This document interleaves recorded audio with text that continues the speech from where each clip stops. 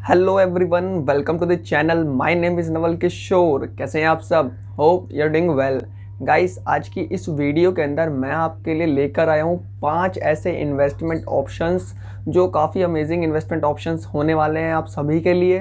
And in investment options के बारे में जानकर आपको काफ़ी खुशी होने वाली है। क्योंकि ये एक ऐसे इन्वेस्टमेंट ऑप्शंस हैं जो अच्छी खासी वेल्थ जनरेट करके दे सकते हैं आपको in future for the perspective of long term horizon. जी हाँ, अगर आप एक लॉन्ग टर्म इन्वेस्टर है तो ये पांचों इन्वेस्टमेंट ऑप्शंस आपके लिए अच्छा खासा वेल्थ जनरेट करने का एक अच्छा ऑप्शन हो सकते हैं। तो ध्यान से देखिएगा पूरी वीडियो को बड़े ही।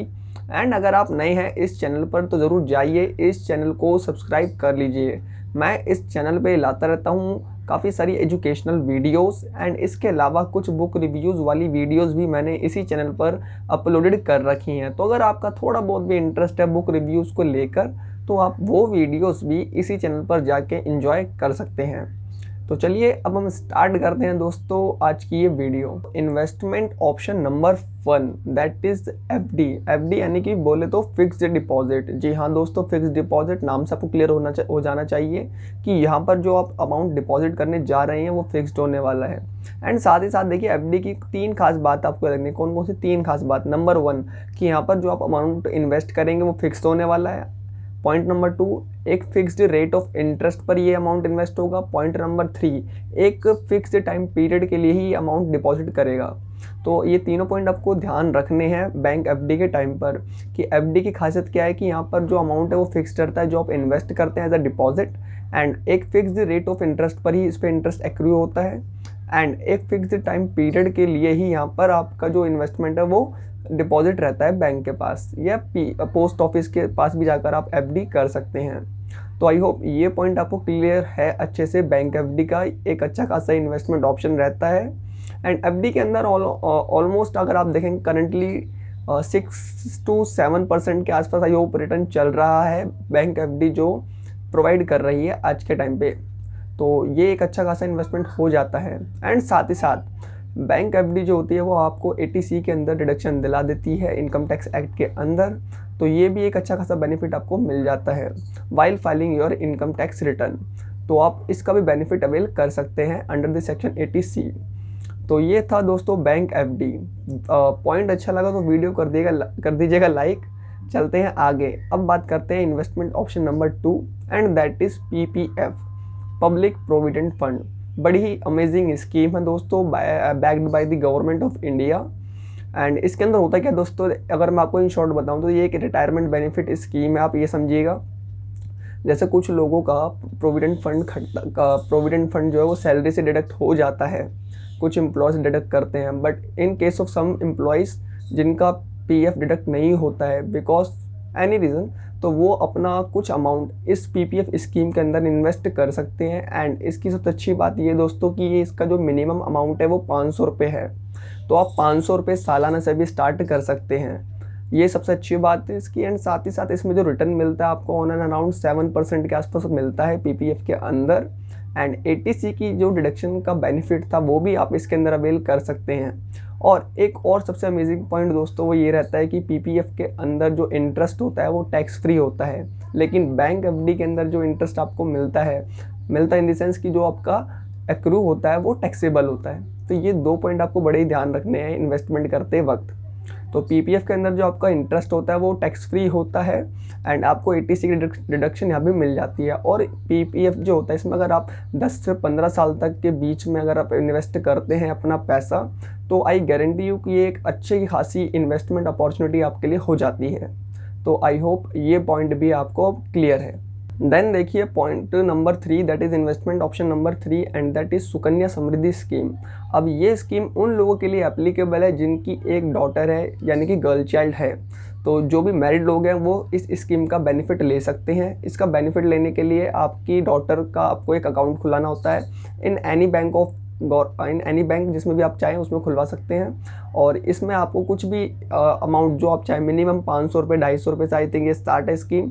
एंड मैक्सिमम आप इसमें 1.5 लाख के आसपास इन्वेस्ट कर सकते हैं एनुअल बेसिस पर। और इसमें भी गवर्नमेंट बैक्ड स्कीम है। देखिए दोस्तों central government backed by scheme है ये। एंड इंटरेस्ट रेट ऑलमोस्ट 7% के आसपास अभी करंटली चल रहा है। एंड इसका भी बेनिफिट देखिए आपको ATC के अंदर इसका भी बेनिफिट आप क्लेम कर सकते हैं दोस्तों, ये बात याद रखिएगा। एंड एक पॉइंट आप हमेशा याद रखिएगा कि जब भी आप ATC का बेनिफिट क्लेम कर रहे हैं तो उसमें जो मैक्सिमम डिडक्शन आप क्लेम कर सकते हैं वो टोटल इन्वेस्टमेंट को मिला के आपका 1.5 लाख से ज़्यादा एक्सीड नहीं होगा। तो इस पॉइंट को मैं आपको ध्यान से समझा देता हूँ। अगर आपने मान लीजिए कुछ पैसा PPF में इन्वेस्ट कर रखा है, कुछ बैंक FD में है और कुछ आपका सुकन्या समृद्धि स्कीम के अंदर भी है, तो तीनों इन्वेस्टमेंट ऑप्शंस का अमाउंट जो मिला के रिडक्शन आपको मिलेगी वो ATC के अंदर 1.5 लाख से ज़्यादा नहीं होगी। तो ये पॉइंट आपको ध्यान रखना है। तो आई होप ये पॉइंट भी आपको क्लियर है। देखिए PPF जो है वो मैंने आपको बताया था उसमें इंटरेस्ट टैक्स फ्री होता है, और ये जो सुकन्या समृद्धि स्कीम है इसमें आप यह याद रखिएगा कि इंटरेस्ट भी टैक्स फ्री है और जो मैच्योरिटी अमाउंट मिलेगा वो भी टोटली टैक्स फ्री है। तो ये एक बहुत ही अच्छी स्कीम है, और यह मैं कहूँ एक बहुत ही अच्छा इनिशिएटिव है गवर्नमेंट के द्वारा, कि जिसमें आपको आपकी जो इन्वेस्टमेंट है वो बिल्कुल टैक्स फ्री है, और साथ ही साथ टैक्स 7% के आसपास जो आपको इंटरेस्ट रेट मिल रहा है वो भी टैक्स फ्री। तो आप इसको एज ऑन एंड अराउंड जब आप 10-20 साल बाद देखते हैं तो ये एक अच्छी खासी वेल्थ जनरेट आपको करके देगा इन फ्यूचर। तो ये तीनों ऑप्शंस काफ़ी अमेजिंग रहने वाले हैं। ये डिपेंड करता है कि आप किस में अपना पैसा इन्वेस्ट करना चाहते हैं। थंब रूल ये कहता है कि आप अपने पैसा को अपनी इन्वेस्टमेंट को डाइवर्सिफाई ज़रूर करें, सारा पैसा आप एक ही जगह इन्वेस्ट ना करें, क्योंकि आपका रिस्क अगर डाइवर्सिफाई रहेगा तो आपका जो रिस्क की प्रोबेबिलिटी है वो भी कम हो जाएगी। तो ये एक बहुत बड़ी, मैं कहूँ तो बहुत ही अमेजिंग लाइन है जो आपको याद रखनी है हमेशा के लिए। तो दोस्तों 3 इन्वेस्टमेंट ऑप्शन हो चुके हैं अभी तक। अब बात कर लेते हैं इन्वेस्टमेंट ऑप्शन नंबर 4। इसमें अगर मैं आपसे बात करूं दोस्तों, यहाँ पर म्यूचुअल फंड आ जाती है। एंड म्यूचुअल फंड देखिए दोस्तों आज के टाइम पे काफ़ी पॉपुलर टर्म है ये, और एक अच्छा खासा मैं कहूँ सेफ एंड सिक्योर वे है कि आप स्टॉक्स के अंदर इनडायरेक्ट वे में इन्वेस्ट कर सकें। तो जो भी ऐसे लोग जो स्टॉक्स के अंदर इन्वेस्ट नहीं कर पा रहे हैं, क्यों? क्योंकि उनके पास टाइम नहीं है, पॉइंट नंबर 1, एंड उनके पास इतनी नॉलेज नहीं है या उनके पास इतनी एजुकेशन नहीं है कि वो स्टॉक्स को स्टडी कर सकें। तो उस केस में mutual fund is the one of the best option to go for stocks. तो आई सजेस्ट यू, अगर आप स्टॉक्स में इन्वेस्ट करना चाहते हैं बट कर नहीं पा रहे हैं उन 2 कारणों की वजह से, तो आप म्यूचुअल फंड्स से स्टार्ट कर सकते हैं अपनी इन्वेस्टमेंट जर्नी। और म्यूचुअल फंड्स में भी आपको कुछ स्कीम्स हैं जो ATC का बेनिफिट अवेल करा सकती हैं, ये बात आपको हमेशा याद रखनी है। एंड म्यूचुअल फंड्स देखिए हमेशा आप देखेंगे तो 5 से 10 साल के बीच काफ़ी अच्छी परफॉर्मेंस आपको ला के देते हैं in comparison to other stocks. तो ये भी एक बेनिफिट रहता है। एंड साथ ही साथ देखिए म्यूचुअल फंड्स में आप क्या कर सकते हैं, स्टार्ट विद लो, आप 100 रुपये से भी स्टार्ट कर सकते हैं, और मैक्सिमम की तो कोई लिमिट ही नहीं है, आप कितने रुपये से स्टार्ट, कितने रुपये तक एंड करना चाहते हैं। एंड एक और बेनिफिट म्यूचुअल फंड्स का रहता है वो ये कि म्यूचुअल फंड्स के अंदर आप SIP के थ्रू भी इन्वेस्ट कर सकते हैं, यानी कि आप मंथली इंस्टॉलमेंट्स करा सकते हैं जितने पीरियड की चाहें उतने की। एंड आप लमसम भी अगर आप वन टाइम इन्वेस्टमेंट करना चाहते हैं तो वो भी ऑप्शन आपके पास अवेलेबल रहता है। बट एक बात आपको हमेशा याद रखनी है कि म्यूचुअल फंड्स के अंदर जो कैटेगरीज है कि कौन सी स्कीम आपको लेनी है, तो उसके लिए आपको थोड़ी बहुत रिसर्च करनी पड़ेगी। बट अपार्ट फ्रॉम दिस आप म्यूचुअल फंड्स के थ्रू अपनी इन्वेस्टमेंट जर्नी स्टार्ट कर सकते हैं। जी हाँ, और लॉन्ग टर्म इन्वेस्टमेंट के अंदर म्यूचुअल फंड्स एक अच्छा खासा सोर्स हो सकता है आपकी वेल्थ जनरेशन को लेकर। तो दोस्तों ये था चौथा पॉइंट इन्वेस्टमेंट ऑप्शन के लिए। एंड चारों पॉइंट बड़े ही अमेजिंग है, आई होप चारों ही आपको क्लियर है। एक लास्ट मैं आपसे एक पॉइंट शेयर कर देता हूँ इन्वेस्टमेंट ऑप्शन का, that is ETF। Last but not the least, that is exchange traded funds. तो दोस्तों देखिए ETF अपने आप में कोई एक अलग स्कीम नहीं है, ये एक एक्सटेंशन है म्यूचुअल फंड्स का। म्यूचुअल फंड्स और ETF कुछ भी नहीं तो मैं कहूँ बहुत ज़्यादा हद तक सिमिलर ही काम करते हैं। जैसे कि म्यूचुअल फंड्स के अंदर आपको यूनिट्स अलॉट होती हैं, ऐसे ही ETF के अंदर भी आपको यूनिट्स अलॉट होती हैं। And ETF and mutual funds के अंदर मेजर डिफरेंस बस ये है कि म्यूचुअल फंड्स आप स्टॉक एक्सचेंज पर जाके ट्रेड नहीं कर सकते हैं, जो उनकी यूनिट्स आपको एलोकेटेड हुई हैं, लेकिन ETF की जो यूनिट्स आपको एलोकेटेड हुई हैं वो आप ज़रूर ट्रेड कर सकते हैं किसी भी टाइम स्टॉक एक्सचेंज पर, जैसे आप नॉर्मल शेयर्स ट्रेड करते हैं।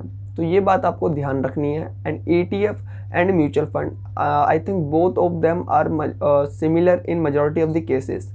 तो ये एक सिमिलर वे में काम करते हैं। बट जी हाँ, ETF को आप कभी भी ट्रेड कर सकते हैं स्टॉक एक्सचेंज पर मंडे टू फ्राइडे 9:30 से 3:30, ये बात आपको याद रखनी है। बस ये सिमिलर ही है, कुछ मेजर डिफरेंस है नहीं। तो ये कुछ इन्वेस्टमेंट ऑप्शंस थे, आई होप ये आप आपको इन्वेस्टमेंट ऑप्शन सारे काफ़ी अच्छे लगे होंगे एंड आप अपनी इन्वेस्टमेंट जर्नी स्टार्ट कर सकते हैं इन इन्वेस्टमेंट ऑप्शंस को अवेल कर एंड साथ ही साथ टैक्स बेनिफिट का ऑप्शन तो आपको रहता ही है ATC के अंदर, तो वो बेनिफिट भी आप क्लेम कर सकते हैं। तो ये कुछ बातें थी जो मुझे करनी थी आपसे। कैसी लगी ये वीडियो ज़रूर मुझे बताइएगा in the comment box. And अगर आप ऐसी वीडियोस और भी चाहते हैं इन फ्यूचर तो ज़रूर मुझे वो भी लिख के बता दीजिएगा।